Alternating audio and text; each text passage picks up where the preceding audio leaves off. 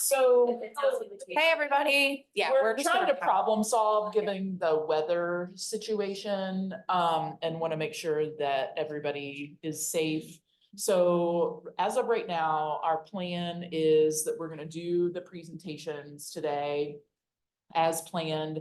We'll start with the early intervention, then do the CLP. And then whenever we're finished with those, we're gonna have folks leave and go home to be safe at home. And then whoever is on the ITT case today can join virtually. Does that sound okay? All right, Great. okay. So who in the room did the early intervention project? Great. So why don't we just have you guys come sit in the front or come up here and take turns? And this is meant to be for the whole day, whether you did EIP or CLP, it's meant to be informal. Just giving 1 or 2 points about what you learned from your experience and what you took away from it. Okay? It's, you don't have, you weren't needing to have slides or anything like that. It was really just so that you can share your learning with everybody else because they didn't get to do what you got to do. Okay? And again, like 2 to 3 minutes per person total is great. So we'll leave this group, this half of the group to use this microphone, and then we'll leave this one at this other. Does that sound good? So who all did EIP? Yes. Do you want me to come on with the dinner hour too? I would say like 2:30. Yeah, that's a great spot. I know Haley did it and she's gonna be. Haley's on Zoom. Oh, we got a list. Great, thanks. Awesome. Well, Maria and then Maria, you guys are gonna go first anyway, because you're at the top of the list. I don't know.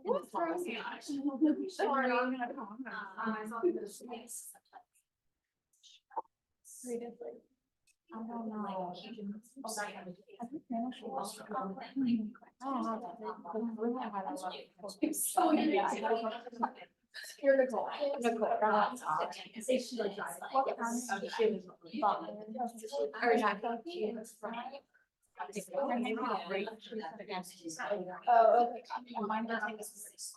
Okay.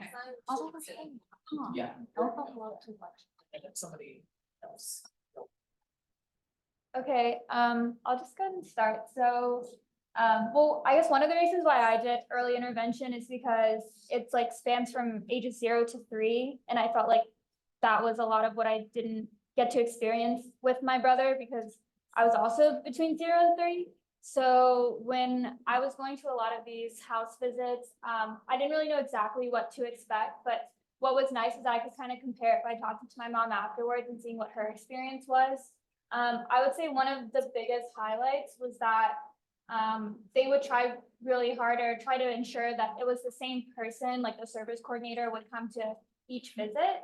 And what I saw is that kind of fostered a really good relationship between that person and the parents because they felt like there was like a level of trust there and they could kind of like openly talk about things that they're struggling with, whether it was like just from their child's development or it was through like getting services or meeting with their providers. And when I talked to my mom, she said that was not the case 20 years ago. And when people would come, it would be a different person every time. And it would feel like they wouldn't be able to have those kind of conversations or they would feel like they were resharing a lot of the same information over and over again. So it was really nice to kind of see that positive change today. Something that was kind of like, I think something that's struggled with across a lot of different areas is the language communication. We had one kiddo whose mom spoke, I think Tigray, I don't know if I'm pronouncing that properly, but rather than having like, you know, an in-person translator or even one of like those like iPad kind of translators where you can see the person, it was all over the phone.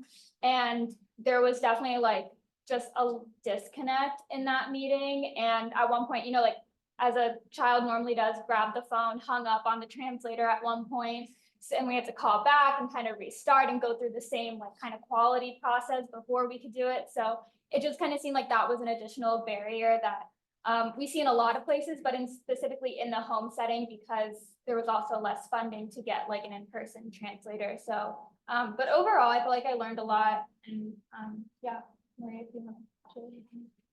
I don't have that much to say. I didn't have an experience with early intervention, especially in speech, and I think this was a great opportunity to see that. Unfortunately, I had a lot of cancellations, and I'm not done yet with my hours. I'm getting there, I will be there. But it has been great. I have no idea what our role was going to this home setting. So it was great. I have been watching an SLP at the Butler County, and it's just great to see how she coaches the families to do all the things, and that's great because that gives the carryover that we need after each therapy session. It's sorry. But yeah, that has been my experience. For only not a lot, I had like 10 cancellations. Yeah. Okay, I also wanted to talk about the interpreting. I felt like that was really interesting. I had 2 home visits with families that didn't speak English, with the same developmental specialist. And so the first family spoke Tajik. I've never heard of that, but the developmental specialist, that was her first language. So watching her interact with that, do you want me to? It's working. Are you guys in the back? I want to grab the mic. Oh, Yes. yeah, can we just give it? Yes. Is the Lenovo out in the crowd? Perfect, okay. Okay, can you hear me? Okay. The developmental specialist, her first language was the language that that family spoke. And so watching her interact with the mom, was awesome. And like, she was explaining everything she was doing. The mom really understood what was going on. But then the second family spoke Spanish and they had an interpreter in person, which was nice, but there was still like a lot of miscommunication that was happening. The developmental specialist spoke like a little bit of Spanish. I understand like a little bit of Spanish, and like we could both tell that like it wasn't really getting totally translated to the mom. And so I just feel like the mom wasn't getting kind of the quality of coaching that the other mom was getting. Like for example, the developmental specialist was trying to show her how to prompt her son to communicate. And I just feel like she would just give very short explanations because it was hard for the translator to get all of the information. And so mom wasn't getting all of the coaching that the other mom did with like a similar situation. That was like the biggest thing I noticed, but I thought the development specialist was so cool. And I don't know what her background is, but she was like so good with speech stuff. Like she was doing like imitating sounds and signing. Oh, and then the other thing that was cool was she was doing it in like both languages, kind of. So she would like for the Spanish speaking family for more, they would say mas. And like she would ask mom, like, what is this called in Spanish? And would do it in Spanish also, and also in English. Yeah, it was cool. And like she used like multi modes of communication, like signing, imitating, pointing, things like that. So I really enjoyed it. Well, would you like to go next? Yeah, can people hear me? Oh, nice. Yes. Yes. Okay, awesome. So I wanted to do EIP because in psychology, I think we are often recommending families of our really young friends to do help me grow. And when families were like, what all can they do? I honestly didn't have a super thorough answer. So I wanted to see more of that like in-home intervention type stuff firsthand. I got to see a lot of speech and occupational therapy, which was cool to see some different disciplines in action. I think something I really appreciated is that provider I saw did a really nice job incorporating like the family's interests as well as like the child's interests into the tasks that they were recommending. And so finding ways to like make their playtime build a certain skill or like make their mealtime build a certain skill, as opposed to introducing this like completely new thing that was very accessible to the family. I thought that was really great. I think similar to, I think it was Maria who said that she had a lot of cancellations. I also had a lot of cancellations. So that made it tough for me to get my hours as well. But I think that it's the reality of working with families. Something that I think I saw the necessity of that flexibility and the importance of being really flexible for a lot of the people we work with. And I'm not sure if there's another prompt that I missed, but those are kind of my big picture takeaways from the experience. Thank you. Hi, I don't know if you guys can hear me.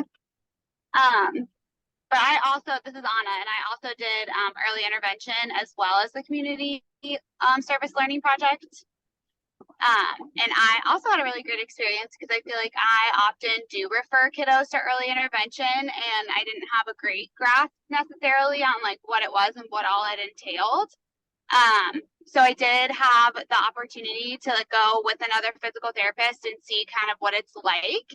I think it was also helpful as a clinician too, to like really understand and appreciate like what a home environment looks like, because oftentimes in a clinic setting, I can, you know, manipulate the environment and like make it what I want it to be. And it doesn't necessarily easily transfer to home too. So I feel like being in individuals' homes gave me like a new perspective on like what I needed to think about and consider when I was offering suggestions or ideas for kiddos. I don't know if that covered all of them, but generally I had a great time.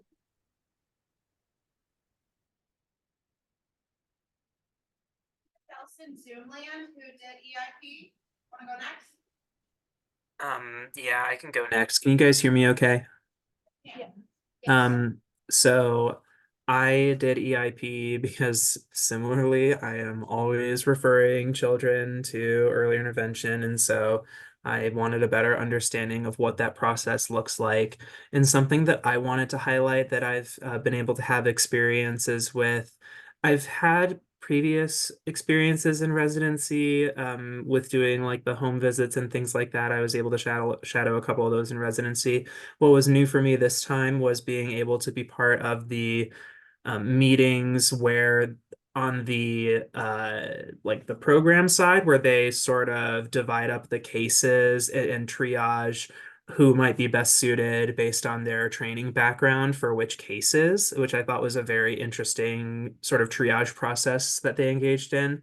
And I also got to be part of a routine-based interview, which I had never experienced before, and which I thought was just so awesome because I feel like I'm always interested in collecting information about how a family's day is going, or kind of like when the time points are that are hardest for families. But that was such like a really comprehensive experience that and the family was able to go through sort of like breakfast, what happens after breakfast, what happens before school, going to school. And so kind of all of those time points were really broken down, and it really allowed the specialists to hone in on, okay, these few times of the day seem to be the most difficult. Let's strategize about what we could change about those times of day or different ways we could approach it to make life a little bit easier for you guys. So I really appreciated that, to be able to see how that process goes.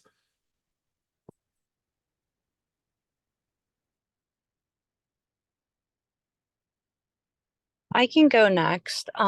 This is Alyssa. Sorry if I miss any prompts. I think I joined a little late. But overall, I thought it was a really good experience. I really liked the interdisciplinary collaboration with all of the different team members in the team meetings. Um, and I was able to do a family planning meeting, a team meeting, and then I did 5 home visits.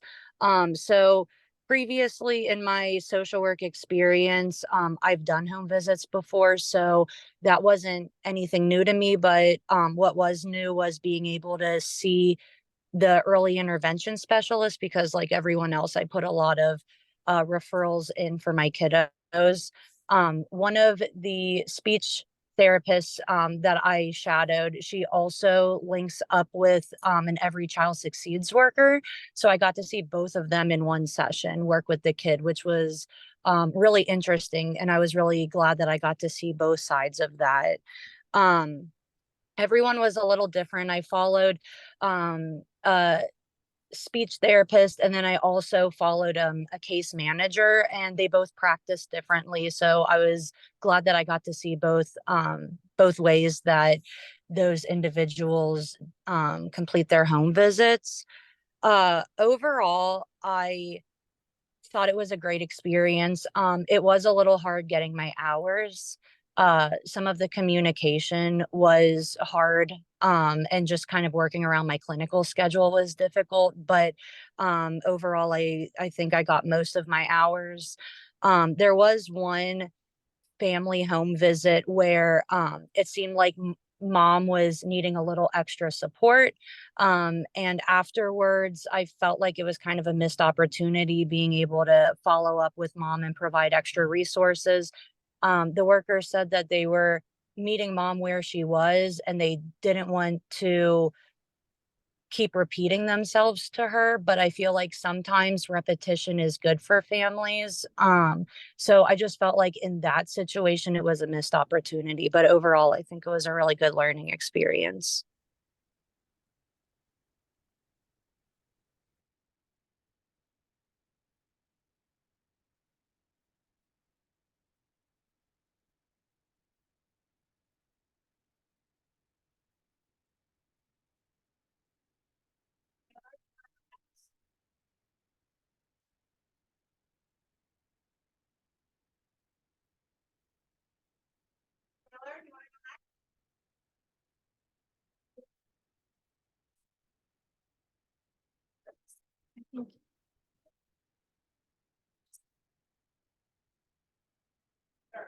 Okay.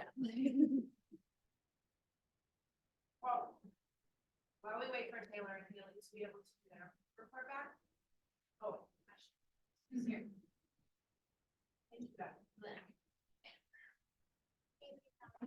Thank you guys for starting us off with those report backs.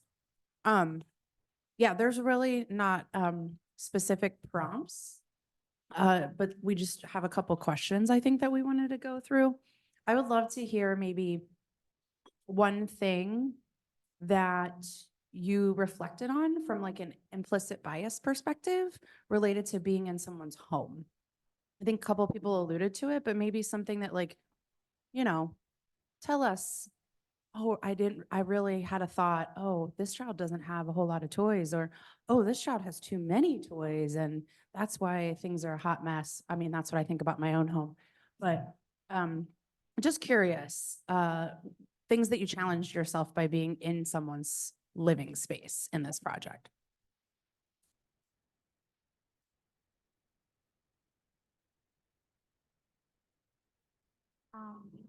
I think it was my third visit.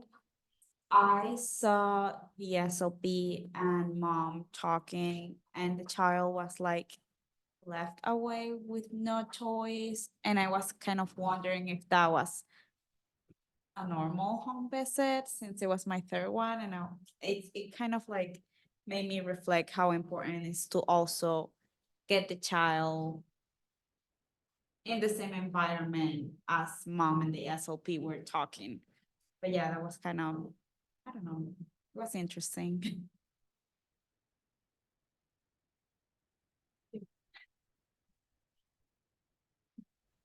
Hi, everybody. Sorry, this is Taylor. I think it cut out earlier. I can share my experience. So I did EIP similarly to other people. I often refer to families like early intervention, and really didn't have an idea of what I was actually referring to. So it was nice to see the nitty-gritty of what happens for EIP. And I would say like I appreciated the developmental specialist I worked with because she was extremely accommodating for a lot of the families. A lot of the families had obviously like extenuating circumstances and just like other things that they were having to deal with while also having early intervention. And I felt that she addressed that and approached that really nicely. With bringing things to the family that were like accessible for them to do, affordable, like different things she was recommending. So that was nice to see.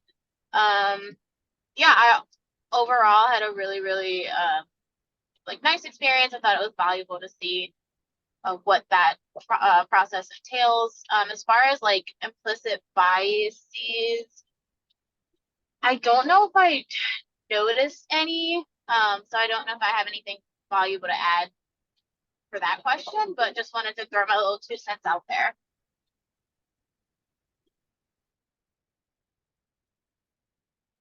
And I can jump in here too as well.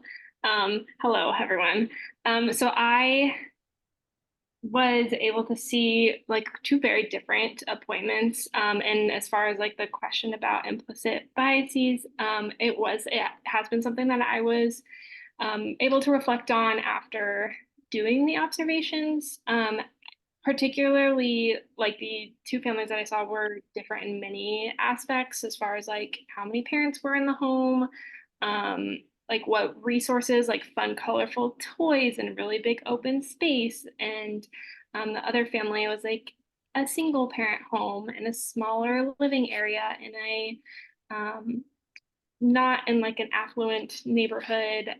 And like there were a lot of differences that I was able to reflect on in just like what resources are available to families just from being in their homes and how like adaptive you may or may not have to be of using toys that a child has or using things like cups and bowls and things that the family already has that might not be like traditional toys, but just what the family has, and just being super accommodating and not judgmental in any way, of just like, yeah, we'll just use this like it's a normal thing that you would do. And I think that's really important to just meet families where they are, not like come in with expectations.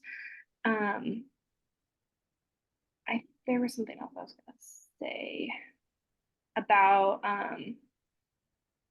just like what is realistic to ask of families. I think that when something in kind of like overarching with this project, we in clinic give recommendations for things that families can do at home, and some families may have extra time and resources and family support and to be able to do all these extra things, and some families might not have those.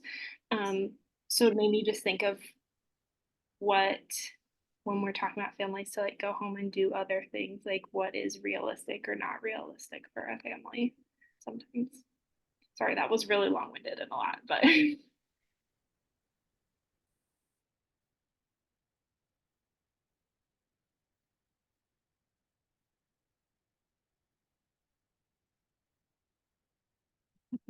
Hi, everyone.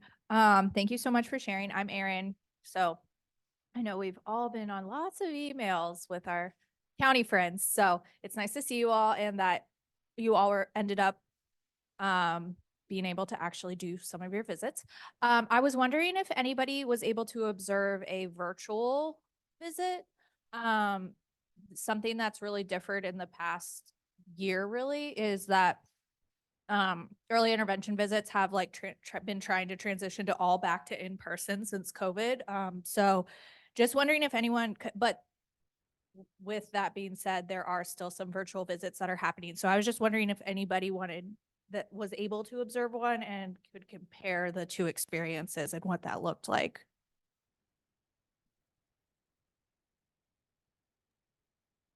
I didn't observe a virtual therapy visit. But the routine-based interview that I observed was virtual. I think probably a little less stark in terms of difference between what it would be in person, since all of that is largely based on parent interview anyway.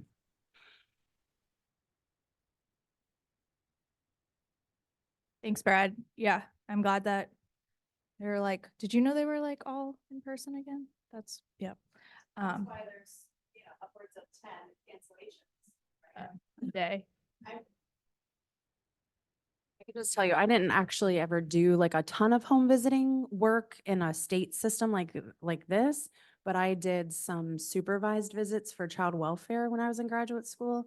And there's times where you show up and you're parked outside of someone's home and they just don't answer the door either. So I think that there's those kinds of pieces that you have to consider, or they lost track of time and they're still out and about running errands and they forgot that they had an appointment. So even if it's at someone's home, doesn't necessarily mean that the visit is 100% going to happen.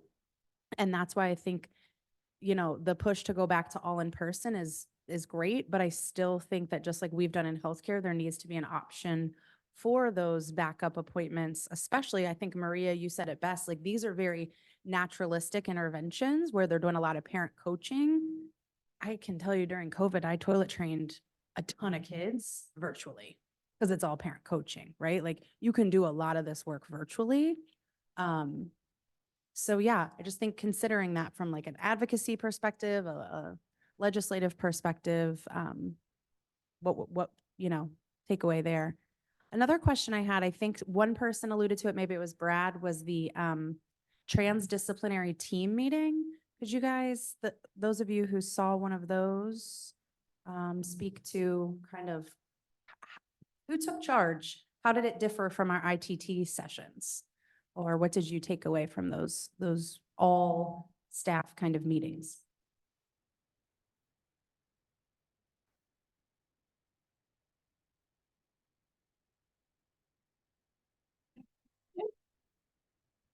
Yeah, so I sat in on one of those meetings virtually, but I guess similar to ITT, there was kind of one person that kind of took charge and led the meeting and kind of sequentially like went through all the different cases that they had. And a lot of the ones that, so for us, it was like people who had already done like maybe an initial house visit or call with the parent. So that person could provide some background about them and why they were seeking early intervention. And then that is what kind of led the discussion on who would be the person to go and see them.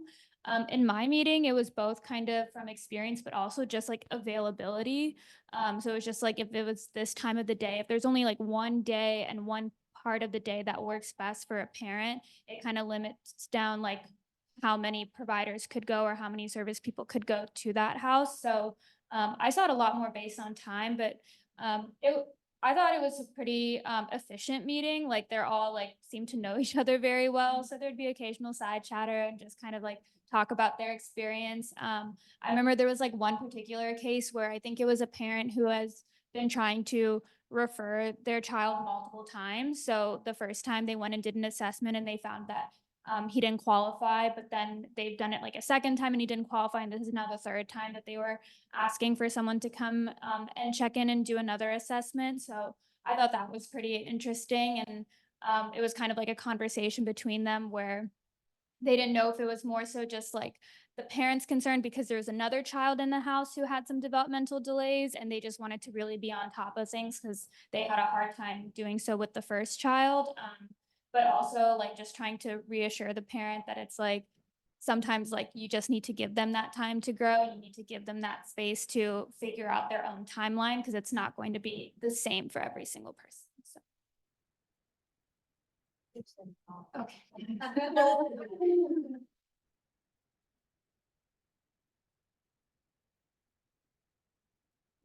Feel free to have questions too.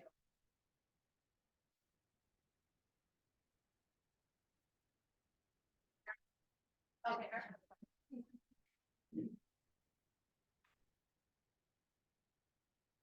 Do you guys feel like this experience helped you further learn about early intervention? And is it something that you would still recommend to families, especially like the in-home service, or would you recommend more of like coming to the doctor's office?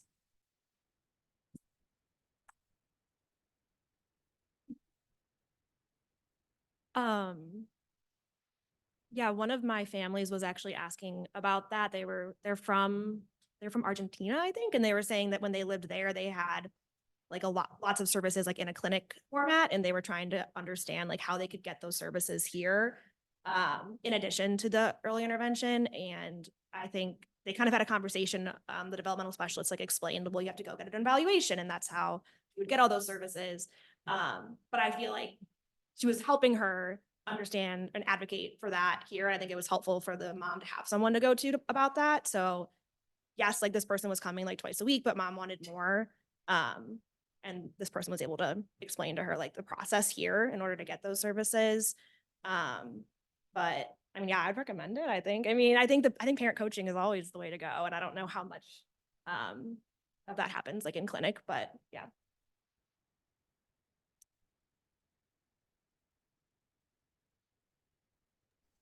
I agree. I think I would recommend both. I think it really depends on the family and the kiddo and how they best learn. And so I think that people benefit from a clinic aspect, but I also think that they benefit from being able to have people come to the home as well, especially like if the parents work from home or there's other kids at the home, or like transportation may be a barrier. So I think it's really nice being able to have multiple options.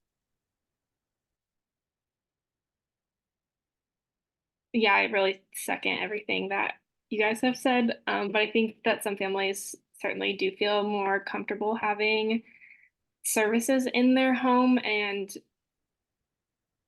I think that can be another benefit to resources like this and not having to travel. And I feel like I'm just going to repeat everything that Alyssa just said. So I won't, but I will really quickly share this fun little story. It was so wonderful of this boy. He was in like getting resources to like help him walk, and while we were there he walked like across the living room like unassisted for the first time, and his parents were so happy and so excited, and it was just like their excitement was really contagious and was really wonderful to like be able to experience with them.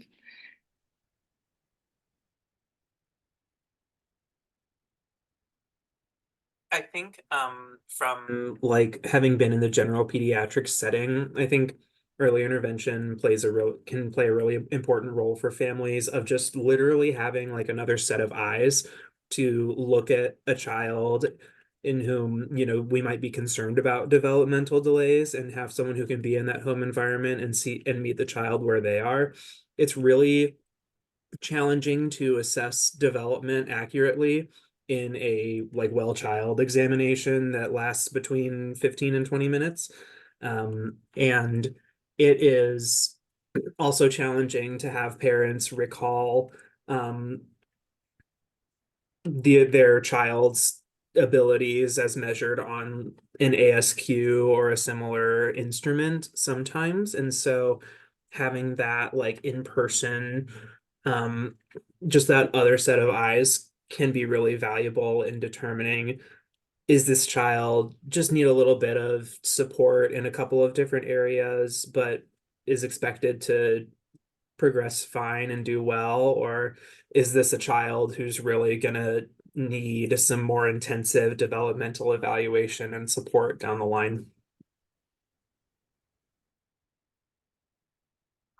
Yes, I do feel that there is a lot of value on having both options, because there is a lot that we can do here at the clinic, but it's important that the kid follows that at home, because that's the natural setting and where they can carry over all of those things that we are teaching them in therapy. Fun fact, I like this so much that I applied to a CF that does home visits. So we'll see.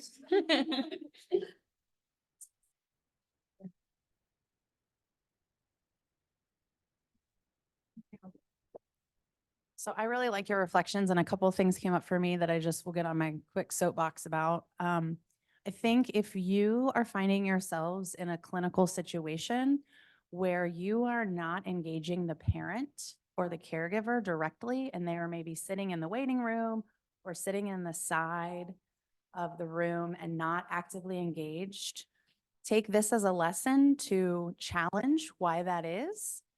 And unless there's a therapeutic reason for it, caregivers should never be sitting in the waiting room, from my perspective. That is not family patient-centered care. And hopefully this early intervention panel and these report backs can help you learn the value and hear the value of why it's so important. Because I think one time our colleague did the math, and it's like 0.0001% of the week is an hour therapy appointment. That's it. So if you don't have the caregiver helping learn what you're teaching in the clinic, and then to carry that over at home, you can guarantee that you're probably only going to get 0.00001% progress, right? So I think that that's just another soapbox moment for me. And then the other piece escaped me because I'm distracted by this heavy downpour we're getting. But yeah, early intervention. Oh yes, my other soapbox piece is The reason that we started doing this was because the relationship can be contentious between healthcare and early intervention. And part of that years ago where we started this was to help build bridges instead of the barriers that we were experiencing. And so again, as an advocate and a lend leader, how can you, if you hear something, challenge, now hearing from your peers, some of your peers have experienced this, go to them and say, hey, is this real? Like what happened in, early intervention? Because sometimes you'll hear things that medical providers say or healthcare providers, not just medical teams, but other healthcare providers really kind of undercutting the early intervention system and vice versa. Families will come back and tell us, well, early intervention said we don't need to do X, Y, Z because we have early intervention. And, we've heard that it can, in many cases for our kids with, chronic disabilities, it's really a both and because they're two very different approaches. So I think just being aware of that is one of the main messages I wanted to have you guys take away too from this experience, and hearing from your peers. Anything else, Jen or Aaron? Thanks. I'll get off my soapbox now. Anybody else want to last minute chime in about the early intervention project? Should we keep it for next year? Okay. Should we have everybody do both the CLP and the EIP? Like we did in 2020 and then the world blew up and then we're like, nope, we're not going to do that anymore. So, okay, cool. I know lightning is coming. It's going to be like yeah. That's a good. Yes, you can still get your hours in when the pandemic is here. We learned that. Yeah, go ahead, Maria. Could the hours maybe? Do 8 and 8 if you can do them. That's why the hours for early intervention are less than the CLP because we recognize that there's hours that go into scheduling Yeah. and showing up to a house and the visit not happening or those cancellations. So that's why we have 8 hours. But yeah, I think we'd love to hear your feedback on your surveys and whatnot. If, you could get enough of that experience in 5 hours. We did 8 because we did a survey. We did like a pilot project in 2018, 2019. And that was the sweet spot we found across the group was 8. So that's why we selected it. It's evidence-based, evidence-informed, if you will. So, well, thank you guys for doing your report backs. Great work.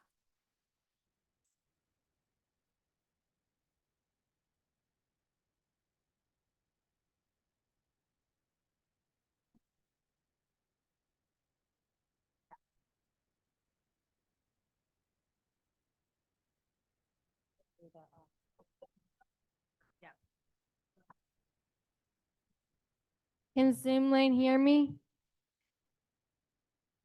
I can hear you. Yeah, I can hear you too. This is for everyone. Zoom Lane, what girl band would you pick? Cheer Girls, Destiny, TLC, or Fifth Harmony? I'm This picking Destiny's question is Child. too hard. This I is a hard know. This is question. amazing question. I'm picking Destiny's Child though. I'm with I don't know if you Simon, guys can Destiny's hear it. Child. Yep, I was gonna say Destiny's Child or come on, no waterfalls. Let's be serious. TLC. I Is the agree OG. that this is one of the harder questions you've given us, Millie. Good work. I love it. Great. I'm gonna go for TLC though. I love No Scrubs. Oh, yes. Good one. What did you pick? I picked all of them because I can't choose. The easy way out, right? Oh, I love it. Okay, awesome. Anybody else? Anybody else in the room want to shout out? TLC and another TLC. Destiny's Child for sure. Thanks, Beyonce. Taylor. Child. Absolutely, Cowboy Carter. We've been listening. Yes, we were just talking about that today. I love it. That's awesome. Well, It's thank so you, good. Maddie. Everybody tune in and listen. I love it. Very good. I'm going to turn it over to Lisa and Katie then because they oversaw the CLP, the Community Leadership Project.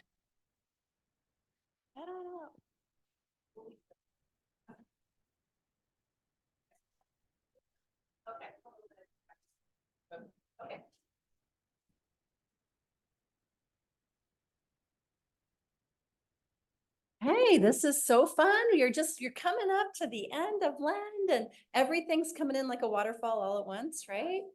All the assignments, all the floods outside, and we're probably gonna try to move through pretty quickly so we can get you guys home before you end up in the land of Oz.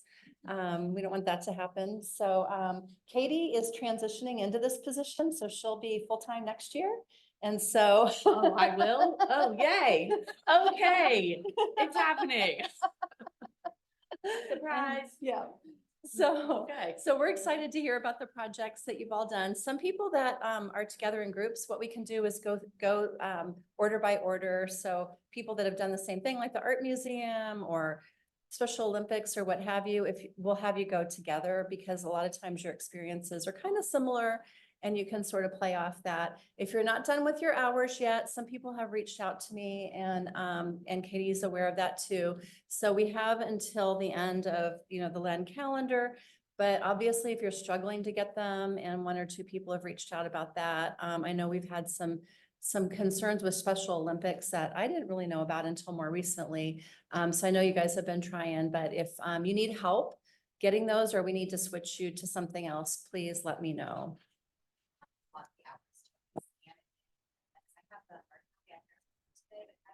Either way, it can either be hard copy, or you can even take a picture with your phone.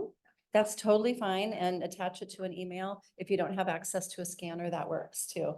Yeah.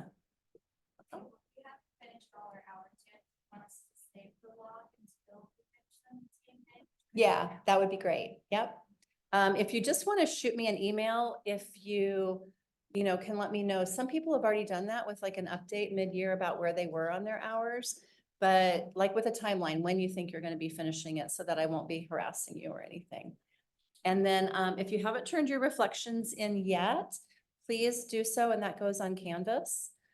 So we've gotten a few of those, but once we get those, we'll be reflecting back on your reflections. So we'd love to have those in time so we can do that. Okay, so who wants to start? Who would like to be put out of the way and go first? Can I start? Sure, that would be great. Hi, everybody. I'm Archita. I did my community leadership project with early intervention, but I was mostly involved with packing toolkits for 1 year, 2 year, and 3 year-old children. I packed the toolkits in English as well as Spanish, and it was really nice to do it because I also started reading the books that were meant for 1 year-olds, 2 year-olds, and 3 year-olds. They were very well illustrated. They were fun. I also Archita, can I interrupt you really quick? Sorry, I think you said early intervention because we were just talking about it, but I just want to confirm so everybody's not confused. You were meaning learn the signs act early with me, correct? Yes. Yes, okay, great. I'm sorry, I kept referring to it as early intervention. I'm sorry. Yes, it's act early. And I also went through the CDC pamphlets for the milestones, and it was it was really educational, because I got to learn about milestones, typical development, and yeah, it felt nice to be able to contribute, even though it was in a small capacity of just making the toolkits, but I had a lot of fun, and yeah, thank you for this opportunity.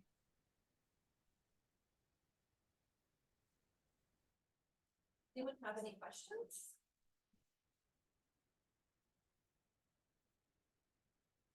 Do you have any thoughts about next year? Like, where can you see the Act Early going? Anything that you think the next class could do? I think this was a great place to start volunteering. I mean, it was very convenient for me because I don't drive, and I could do this at DDBP, and I feel it should be kept for the next semester too. That's great to There hear was- because, yeah, sometimes we've needed projects where people didn't go in person outside of this, hospital area. Yeah, that was one of the main reasons for me to choose this, because it was very convenient for me to get there, and I knew I didn't have to worry about getting to the place where I had to volunteer because it was at DDBP and there was a shuttle service taking me there. Great, thank you. Thank Who you. would like to go next? I can go next. Can you guys hear me? Yep, Kaylee, yep. So I did my community leadership project through the Cincinnati Art Museum. I was with a couple of other girls from the genetic counseling group, and we volunteered for the accessibility events through the Art Museum. And specifically, we volunteered for Sensory Saturdays, which are really awesome. Sensory Saturdays are held on the fourth Saturday of every month and just provide families and children with autism and other developmental disabilities the opportunity to explore the art museum in a more inclusive, less crowded, and sensory-friendly manner. It's held before the museum is open to the general public, so it's nice and quiet. And as a volunteer, I helped prepare gift bags for attendees, which helps with transitions. When they're leaving, we offer sensory-friendly items such as like headphones, accessibility activities like visual scavenger hunts, and I helped assist families in museum exploration if they requested it. And then also in the construction of like sensory-friendly spaces within the art museum. There was a quiet space that we would set up monthly, which is just there for families if they need a break from the art museum. So I really enjoyed my time at the art museum, and I think that the biggest takeaway that I had was just the huge positive impact that this accessibility event has on just like families and the community. We were constantly asked by families like, why don't you guys do this more often? This is amazing. I can't believe there's not more people here. And they were just really appreciative of the entire Sensory Saturday program. So it's just really nice to see these kinds of events because it allows children and families to explore public spaces in just a more comfortable and sensory supportive environment. So I really enjoy it, and I want to continue to volunteer there if I have time. So I really enjoyed it. Haley, that's the best thing to hear, is that you enjoy it so much that you want to continue, because building those relationships is a big part of this whole CLP project between us and Len, kind of like we were talking about with early intervention, so that we get out and see people in a more normal part of the community and how they're able to integrate with that. Yeah, I really enjoyed it, and everyone there is just so amazing, and it was really great. So yeah, I highly recommend it. All right, Kaylee said she was there with some other people. Is that anyone in here? Or on I'm not sure that they're there. They were mostly the genetic counseling Okay. students who aren't here every time. So Okay. Okay. We'll be getting their response. Nice. Can hear from them.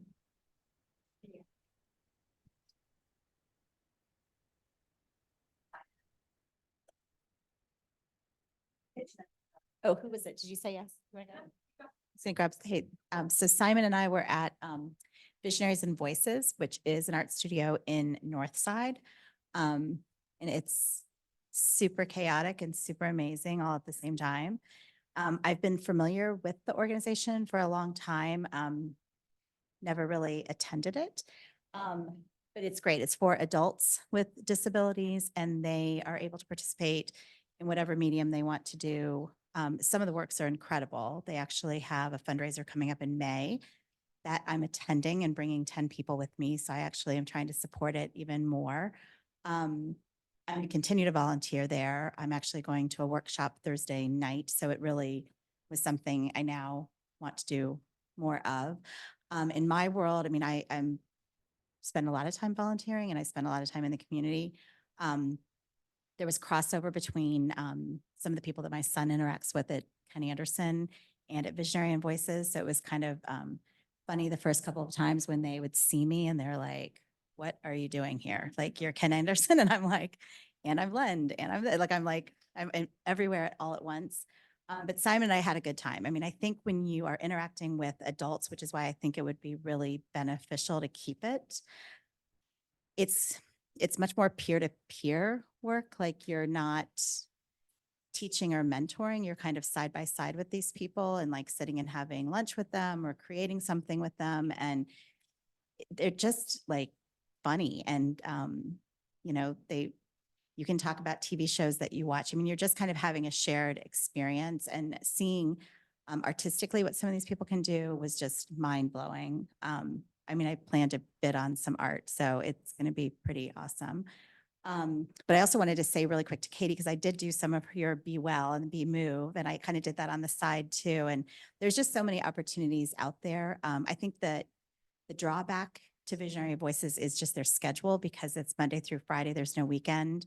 But I still think it should continue in some way, and even to just get involved in some of their evening workshops. Like I'm going to a flower arranging workshop on Thursday night. But there are other ways to support a lot of these organizations. And if you just check out the websites, even fundraising or special events, doing a 5K with Katie's group or hiking or whatever it is, there's so many ways to get involved, and you can do it on your timetable, in your schedule. But I thought Visionaries and Voices was, obviously I'm now invested. Simon? Yeah, thank you so much for that setup, Julie. I guess the part I'll reflect on is kind of like what Steph was saying earlier about some of the implicit bias things that kind of arose for me. And from that, I feel like a lot of it came from the time that I spent extensively collaborating with this artist named Tim. And so Tim is an adult male in his 40s with intellectual disability that has been working as an artist at B&V for quite some time. And so we kind of did some projects where it was just like stuff to give his loved ones during the holidays. Like we did a black cat for Halloween, and we did like Santa with Rudolph for Christmas. But then another piece that we worked on together was he wanted to do a painting of a bald eagle for the spring auction for Visionary and Voices, and he asked me to help him with it. And so for me, like I was very nervous. I was going into it thinking like this needs to be like the best looking bald eagle so that this can make a ton of money for the organization and stuff like that. But I also obviously wanted to respect what Tim wanted with his own art. So the first thing I did was just kind of ask him, like, I pulled up a phone of a picture of a bald eagle on my phone. And I asked him, like, what colors do you think we need to paint the bald eagle? And the only things he like really said were blue and brown. And that like made me really nervous, because obviously I thought of like a lot of other colors that I could use for the eagle. But I was like, those are the only colors he wants to use. Like, we're going to do that, and that's fine. And then I let him kind of start painting on the canvas to make the bald eagle, and what he painted was not in the shape of as much of a bald eagle as I was like hoping it would be. So then that made me kind of like even more nervous, and I was just like, oh my gosh, like how is this gonna look? Like I'm so worried. But then it was just like kind of like in that moment, like I just fully realized and internalized like Bob Ross's words of like there are no mistakes, just happy little accidents. And it kind of made me realize that by fixating on the bald eagle, like making it perfect, I was ignoring like the true purpose of creating art and not able to experience joy from creating it like Tim was. And so it's just a really eye-opening moment for me that like after I realized that, I just kind of switched from being devastated to excited. And so then we ended up making this like really cool brown and blue bald eagle. And so kind of just like for me, like what that two kind of lessons for me from that moment was, one, like creativity obviously has no limits. And so like I initially felt limited when the only colors being used for that bald eagle were brown and blue. But then I came to realize that there are still plenty of ways to be creative and artistic with just those two colors. And like for me, that kind of reminded me of what it's like to live with a disability. So, non-disabled people can have a full range of tools and colors that are at their disposal, but disabled people can kind of feel limited in the tools and colors that they access. But with that limited access does not mean that disabled people still cannot be resilient and creative with the things that they do have.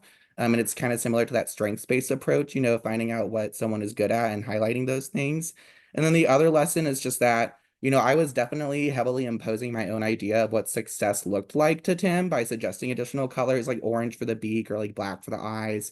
And so even though the bald eagle we created doesn't look like the typical one, I think it still can and should be celebrated as a success. And so like in the future, when I work with people with intellectual and developmental disabilities, I need to do a better job of compromising my idea of success, so like with what the other person thinks. And so by doing that, the goal that gets set can be a lot more attainable and rewarding once it's accomplished. So yeah, like for me, that like experiences like that made it really like just impactful for me to be able to have those moments and like realize like, okay, yeah, like, there are all these things we learn about in Land, but then actually going out and doing it in the community and in that moment is just like very eye-opening for me. So yeah, I definitely really, really loved it. I would definitely recommend doing it more. I think like, again, like having stuff like this really does highlight the strengths-based stuff. I think a lot of times in Land, it can be sometimes deficit focused and for the right reasons, because I mean, a lot of us in the room are kind of tasked with trying to support the people and like making it for those deficits and finding the areas that they grow in. But I think through Visionaries and Voices, I was able to get a lot more of that, and I really, really loved it. And so that's something I would like to see incorporated more, I guess, into Lynn. Like, if there's any way, like as a class, you guys could like go to the galleries and exhibitions they have, or like look at the art that they have and stuff like that, I think would be wonderful. And then I think the only critique I guess I would say is I felt like 15 hours was kind of a lot. I don't know if you guys did a survey like with the community leadership people to see what the sweet spot was for them. I kind of feel like the paper I wrote, like to like Steph was saying before, I kind of feel like the paper I wrote like 8 hours into the experience, like would have been the same as like what I ended up submitting 15 hours in. So just like something to think about with that, because especially like since it was only during the week, sometimes that was a little bit hard to make the hours. But I mean, I made it work. So, but yeah, other than that, I still really, really loved it, and I really appreciate you guys making that opportunity for us to be able to volunteer there. It was a great time. Yeah, and that was awesome, Simon. Yeah, we showed the picture around as well. So it's great. Yeah. It's really good. I think your idea of a survey is probably a really good one. I think it's been a while since we've done that. And since pre-COVID, and during that time, we had to do a lot of hours virtually. And some of the organizations have that. I don't think Visionaries and Voices has really had online or virtual hours available, but that's something that, and we could even explore with some of the organizations whether, so I think part of it is having enough hours that it's worthwhile for them, because some of them need to do onboarding or paperwork or, approve you. And if they do all that, and then you're only there for, yeah, thrown right in. Yeah, it varies. A lot of them accept the fact that we do that at Children's, the onboarding. So did anyone else have to do onboarding or paperwork or checks or anything like that? So that hasn't been an issue. Okay.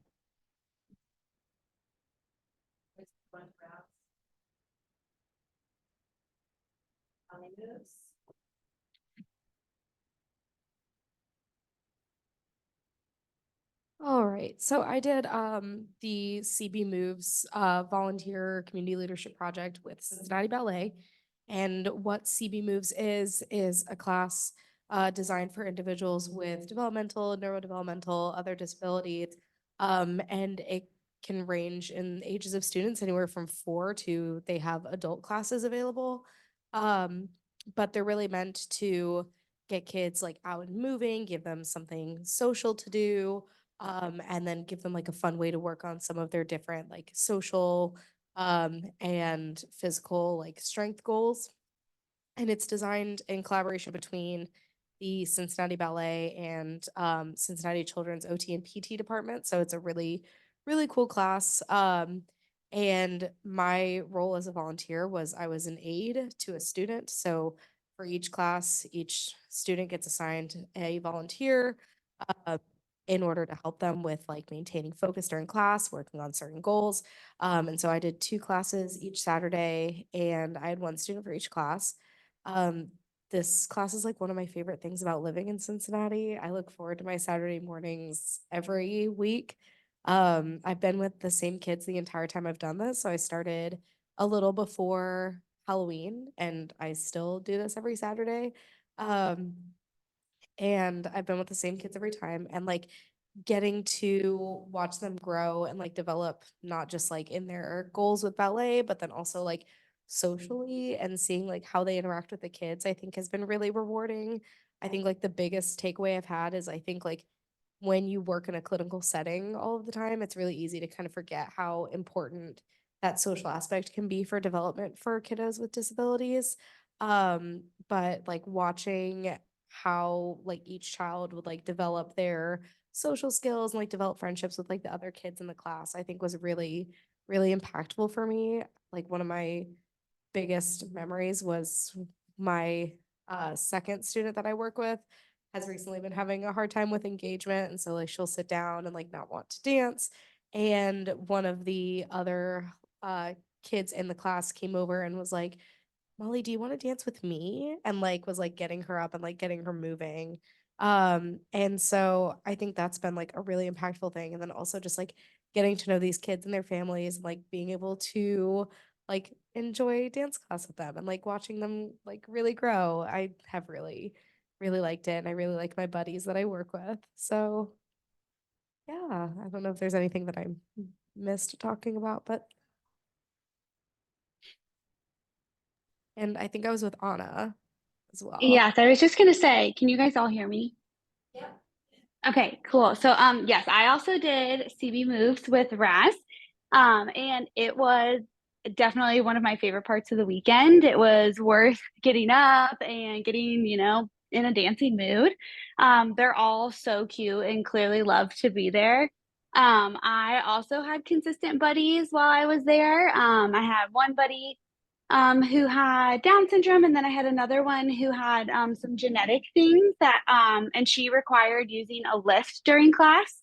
So that was also a new experience for me, was figuring out how to coordinate and utilize a lift and kind of make the class equally as enjoyable and worthwhile for her, because it obviously would just look a little bit different compared to what some of her peers were doing. But she had a great time and has been doing it for years. And her mom always loves bringing her. And I think when they all show up in like their little tutus and bows, it's the very, very, very few things that are cuter than that. But I think that it also like speaks volumes too, that we are able to kind of explore some of these newer adapted programs and, what are we offering these kiddos, and are we offering them, fair opportunities to participate in things that they may want to, regardless of what it may look like in a traditional sense. And I know like Be Well does a ton of great work as well with offering a wide variety of things for kids to try or participate in regularly. And so it's just great to see that there are these opportunities popping up and that kiddos are like lining up to participate in them. Thanks, Anna. I just went to an OT conference like last week, and something that all of this highlights is how lucky we are to live in Cincinnati. I think I realized that when I was in Lynn last year working with Jen. Other cities don't have as many programs as we do. So we have a lot, but we could have more. Other cities have a lot less. So I think we're really lucky in this area for the programs that we have, and that some of them are affiliated with the hospital. I think that's how they get started, and then more grow in the community. So keep volunteering because that's what we need for these programs to keep happening. I still volunteer at the zoo. Started that last year. They can't get rid of me. It's my favorite place to go. So keep that up. Speaking of zoo, now I'm gonna put you on the spot. You walked in right at the right time. All right. I'm gonna turn around so I can see everyone. Okay. I have done Zoo Troop. So I've done 4 weeks and I have 4 more to go, and I have thoroughly enjoyed my time. And I have quickly recruited coworkers like after my first session. So I have a coworker coming starting next week. So we'll do 4 weeks together. I don't even know where to begin about this adventure. A lot of the kids that are in the group that I've been in, I know them from my work in ACT, which is nice to know kind of and have some background of some kiddos. But what I've really enjoyed is the camper that I've been, trooper, losing my mind, trooper that I've been with is not someone that I have known before, which I really like that it was somebody new. I like that I was thrown in and had really no awareness of who this person is, their disability, how they best communicate. And it was really like, I just had to figure it out, which I enjoy that. For other people, they might not like that. But for me, it helps reduce any assumption that I could make about someone when I don't know and I have to figure it out myself. So I really like that, where it's kind of cutting out some of that possible stigma about who you think someone is. So the zoo is very well set up with everything these troopers need. And I think it's been a great experience for me. I've really enjoyed having some type of community involvement, and nice to see some kiddos that I know outside of work in a very different setting, which in the beginning was a little challenging for me because one of the troopers kind of like darted towards the door and I was like, they're eloping. Like I had to like remind myself like I'm not at work. So that was a little bit of trying to like, oh yeah, this is not work. I'm not trying to run run away. They're just looking out the door. It's okay, Carrie. So having to switch my mind from like medical environment to like a fun, non-threatening location that I'm not familiar with. So I've enjoyed it. I hope to continue my volunteer time. I think I'll get a little too attached to my trooper. He's lovely and his family is lovely. And I want to be with him again the next 4 weeks, but understand if you force me and go with someone else, because I also need to do that too, but I've really enjoyed being with him. So yeah, I think that'll be just a little disappointment on my end. Like if there's a day that I'm not there, I will be like, oh, how's it gonna go? I hope it's fun, because I will miss it. So, I don't know if either of you two, yeah. Did you want to? I don't think I have much more to add. You did a great job explaining everything. I will say one thing that I really like enjoyed was working with the zoo team. They were so awesome just to work with, and like they took all of our strategies and advice and we're like, okay, what can we do to make sure that these kiddos feel like they have the best experience here? Or what can we do with the families to make sure that they're having a rich experience while they're here? So they were great to work with. And I also just feel like some of the families also learned that their kids can do things that maybe they didn't think they could do in the beginning, maybe like their own implicit biases about their children, which was really cool. Because when I was there in the fall, and I'm going to be joining Carrie in the next 4 sessions, we had a kid who eloped a lot, needed to be in a stroller, but she was able to walk nicely with us and hold our hands, which was shocking to some of the parents and the grandma. So it was really cool to give her that ability to like, yeah, you can walk around the zoo and you can be safe while doing it. The only thing I didn't like was the cockroaches when they brought them out. I will never like them. I will never touch them, but all the other animals are cool. I would rather have the snake than the cockroaches. I cannot. Yes, they're big. I don't know.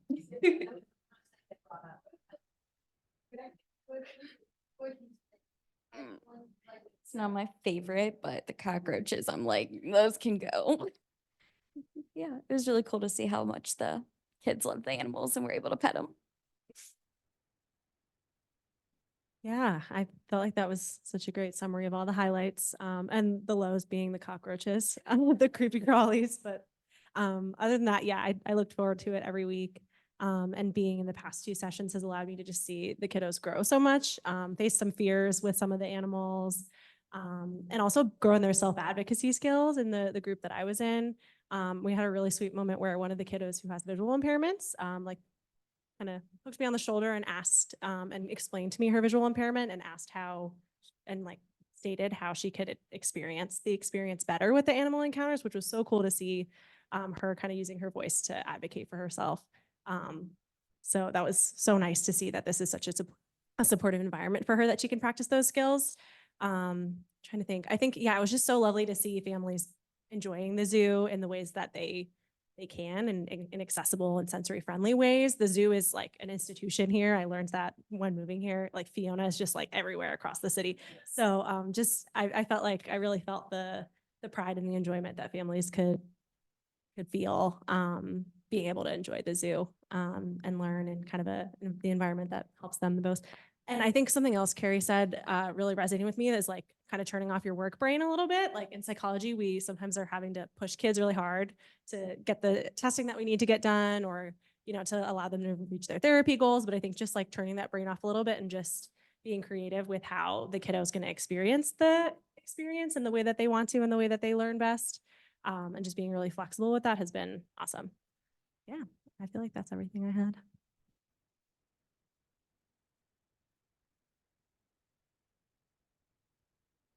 Okay, who's next? I can Luckily, I go. don't know everyone's name, so I'm not gonna be like you. Katie, I can go. I'm from Zoom. Okay. Zoomland. It's Ruthie. Well, I just wanted to kind of reiterate some of the things Jamie and Carrie mentioned about like the work brain turning it off. I worked at Be Well or volunteered with it. And I did a couple different activity series this fall and this winter with them. And I'm actually signed up to do a couple more this spring. And I think one of the biggest things I had to do coming in to the activities was like, okay, this is not a therapy session. Participation with these kids might look a little different than it would when they come see me on a typical therapy day.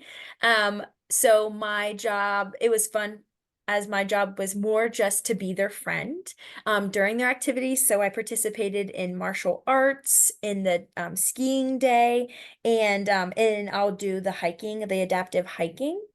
I think one of the most impactful things that I wrote about in my reflection paper is because these series and just this program in general is put on by OTPT and is, curated by professionals who have years of experience with individuals with disabilities. I loved how the programs were so curated to meet the needs of the children. And it was different just than having just an accessible program, whether that's related to like the physical environment or just inclusion in general. There were so many details of the programming itself that were catered to specific individuals, like having a visual schedule or having a one-on-one aid or having physical accommodations and adaptations for the child to be able to participate differently. And I don't think you always get that extent of modifications and accessibility in other programs. So that was really neat. And I think just what stood out to me the most. I think one of my favorite days was the ski try it day. I'm a big skier myself. So that was just fun to have one of my passions out at Perfect North, and we got to do a couple different types of adaptations. Some of the kiddos who are wheelchair users got to be in a sled and we pushed them along, and others tried to get on the skis themselves, and we had poles that like attached our skis to theirs. So we got to kind of guide them through the bunny hills through that. And just encouraging, taking pictures of the kids, watching them smile, and then cheering them on when they fell too, was some of my favorite, because skiing is hard and martial arts was hard too. I wasn't very good at that. So it was fun to like learn with the kids and encourage them through like, hey, this is hard, but let's just try our best and have fun. So. I also did Be Well. I did the Groove series, and then I did the boxing try it out day, and then I'm also going to be doing the adaptive hiking. So I haven't finished my hours yet, but I would definitely agree with Ruthie in saying that it was very impactful to see all the different types of adaptations that were offered and how like accessible everything was and how involved the families could be, whether they wanted to be really involved with their child and what they were doing or they didn't want to be really involved. It was kind of like on an individual family basis. So that was really cool to see.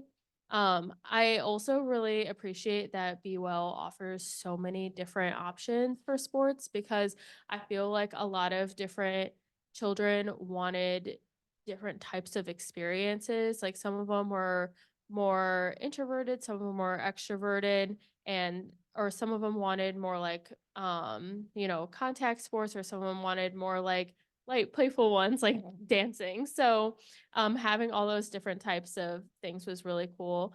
I do know one thing that I noticed that was really tough, and I don't really know how it could be fixed, but the wait lists were really bad for Be Well. And like sometimes people wouldn't show up, which I get, like their child can't come. And so then sometimes it was difficult because there was either a lot of volunteers or maybe there wasn't a lot of volunteers to like child ratio. Um, and so, yeah, that was difficult sometimes in trying to like navigate, like, okay, when do I step in with the child and when do I not? Because I'm just standing here and like the families want to be involved. And then sometimes it was like, oh no, like the kids really want to be involved with the volunteers and like, they want to be hanging out with other kids. And so then it was a way to like facilitate that. But I don't know if anyone else did BOL. I think there was a third person, but I don't know.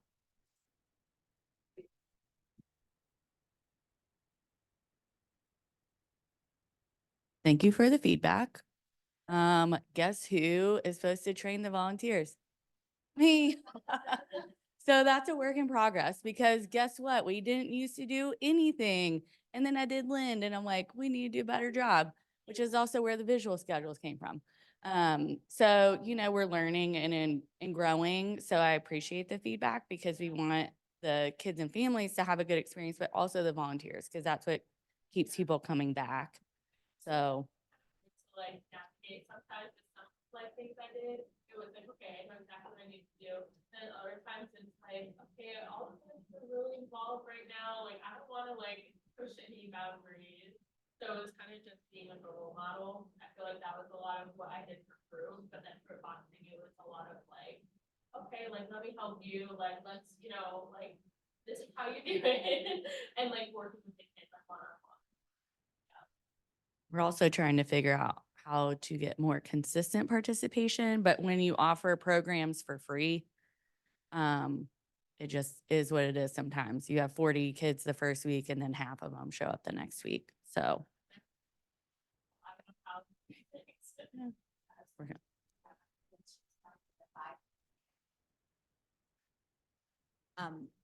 It just along that line too, and I am a parent, obviously, but like sometimes getting the parents out of the way is best, or having them kind of walk together, like to allow the kids to be together. Sometimes I think like when we do some other volunteering, like Kenny Anderson, the parents are not allowed to stay. And I understand like bringing the families in, but in the 5K, I mean, I noticed that too. Like sometimes you can't even get to the kid because the mom, like they've got it. Do you know what I mean? Like, I'm just wondering if there's a way to. That's what they want. The families want that. And the families want it to be a lot of them, an activity where they're participating together. So when we survey families at the end, the theme that is most consistent of what's important or what they took away from Be Well isn't the activity like, oh, I broke a board. It's the social connectedness and the sense of community, not just for the kids, but also for the parents. So we don't really separate them. It can make it hard because sometimes then there's like 80 people in a room. But we're, you know, trying to navigate that where families do want to be involved too. Is this on? Okay. Yeah, I would definitely agree with that. I felt like a lot of families felt more connected with their kids like when they were like playing together. And so that's why as a volunteer, I didn't want to intrude. And then there was obviously some families that really wanted their child to take this opportunity as a independence, to learn independence. But I do wish that like maybe like during each like session, there was just a small part, not the whole part, but like where there'd be more collaboration between the kids. Cause I feel like a lot of times it was like families, like groups of families and not all the kids coming together. So like and I get that families want to like, you know, build that community within their own family, but I feel like you're in a special place to have the opportunity for all of the families to collaborate and like become a whole community, like Be Well community.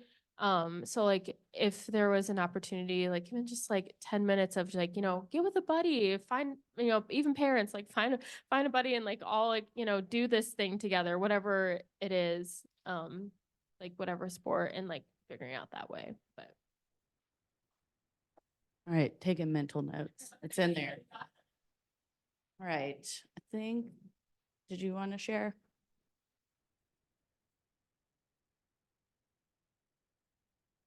So I volunteer with Balls to Nuts Farm in Loveland. So just to give an idea of the farm.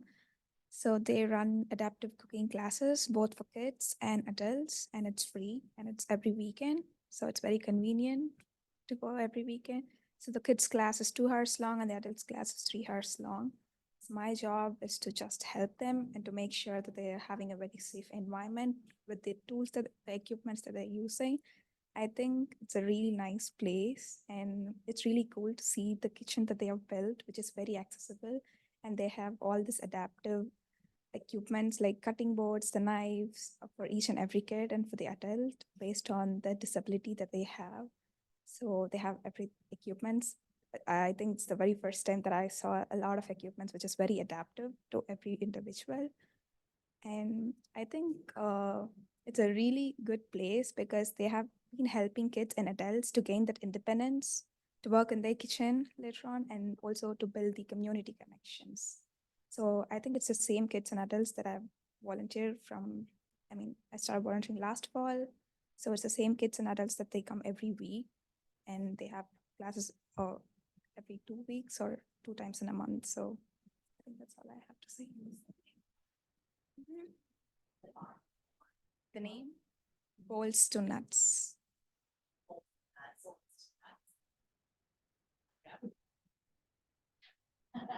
They're our gardening partner for Be Well. They're awesome. Yes. Yeah, and the great thing about a lot of these programs is that people that go to the zoo, go to Be Well, go to the farm. So they're participating in a lot of different activities, which is nice. But farm is a new one this year, so I'm glad that you had a good experience. And they offer classes for children and adults. So I'm hoping that's something that we can continue for next year too. Yeah. Mhm. Okay. For the kids class, at first they have a reading session, 5 minutes. They just read a few pages of a storybook and then they cook, and they take breaks in between. They just do some crafts, knotting scarves or gardening, things like that, and they cook together and then eat in the farm. So I think it's just you cook with them, just a group of friends cooking together. It's really fun. You have the personal talks and things like that. Yeah. It's in Loveland. They also employ people with disabilities, which love that. So not only is it a place that's inclusive and a safe place for you to go in the kitchen, you can also see someone who has a disability doing the same thing and leading the class, which I think is awesome.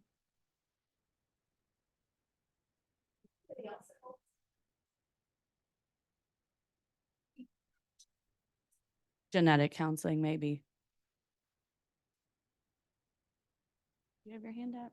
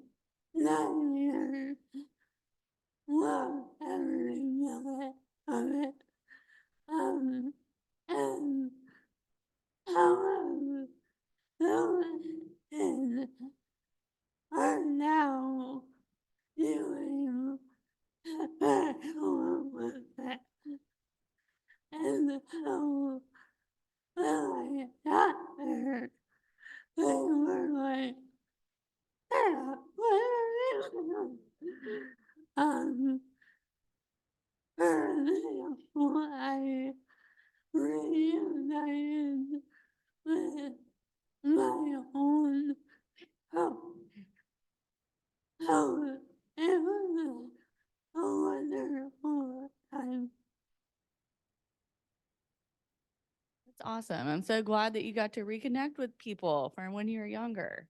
I mean, I don't think I've had an experience like that. So that's cool that you had that.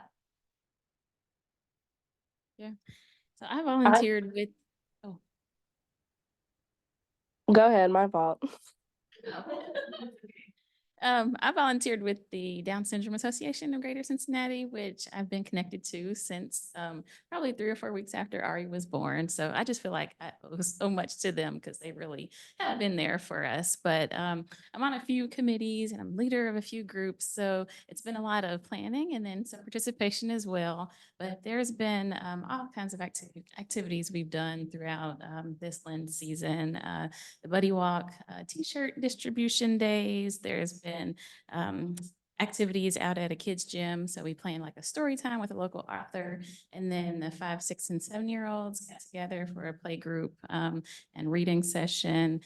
We did a few health fairs around the community. The First Ladies Health Initiative Day is where churches around the city, there were about 30 churches involved, but you go to a different site and just have a table set up. So it was like a health fair style. So I was there to help volunteer for that.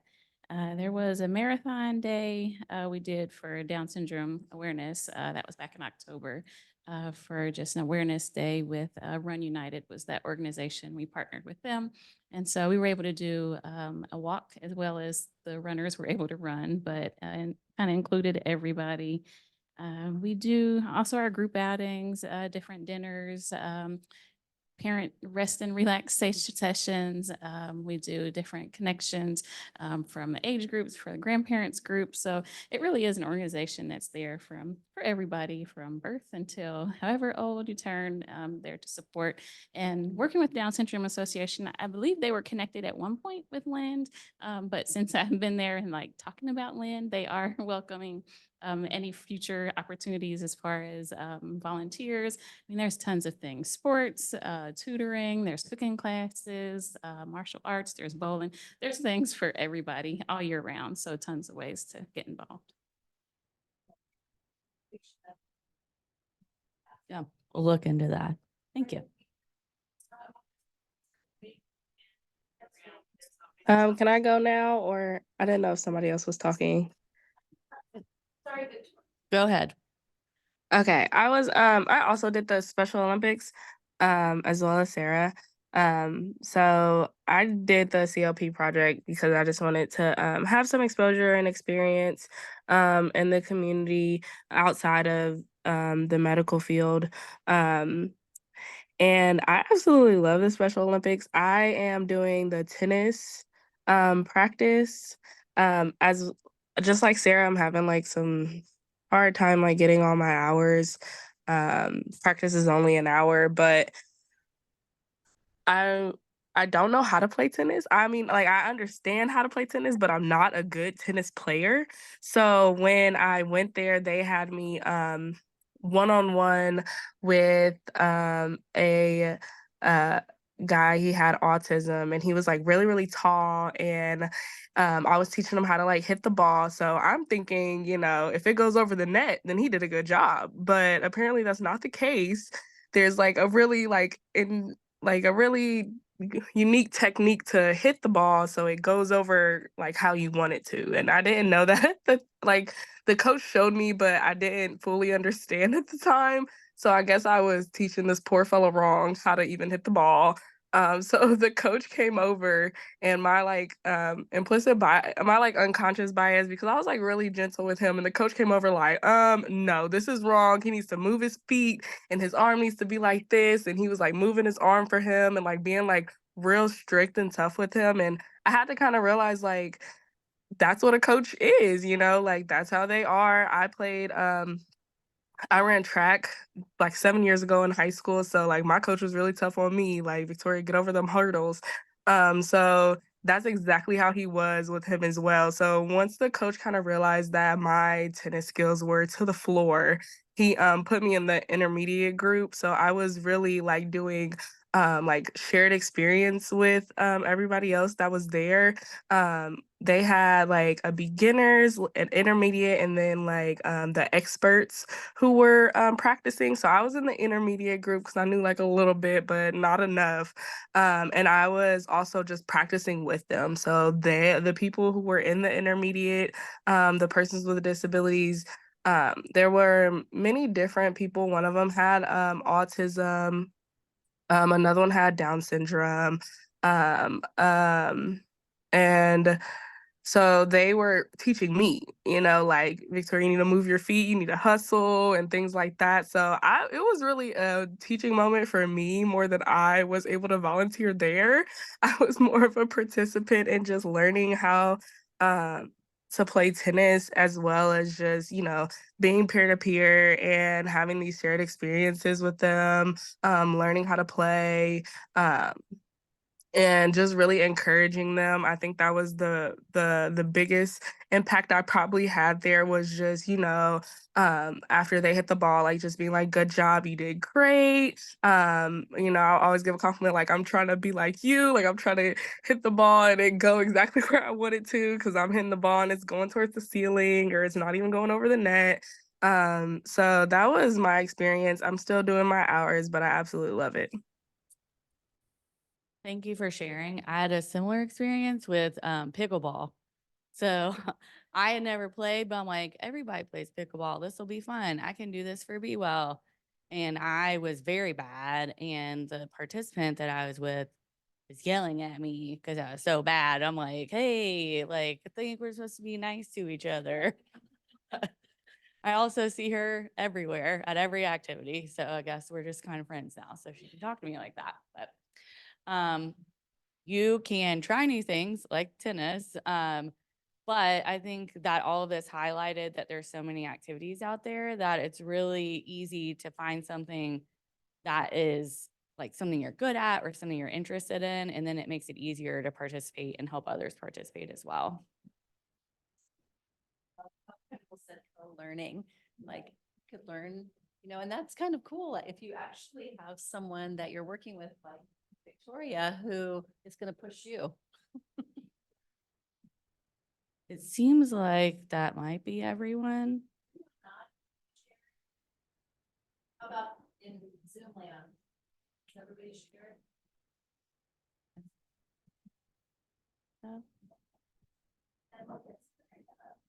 Yay.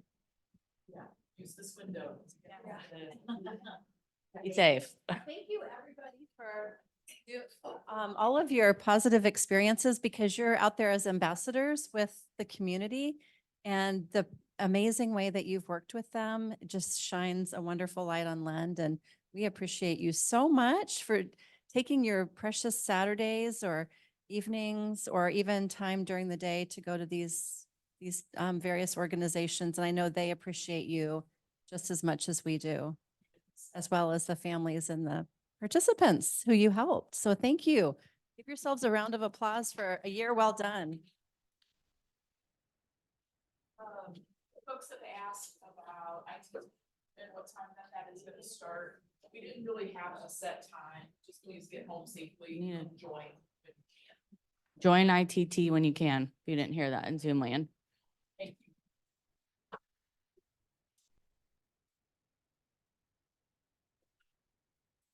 80.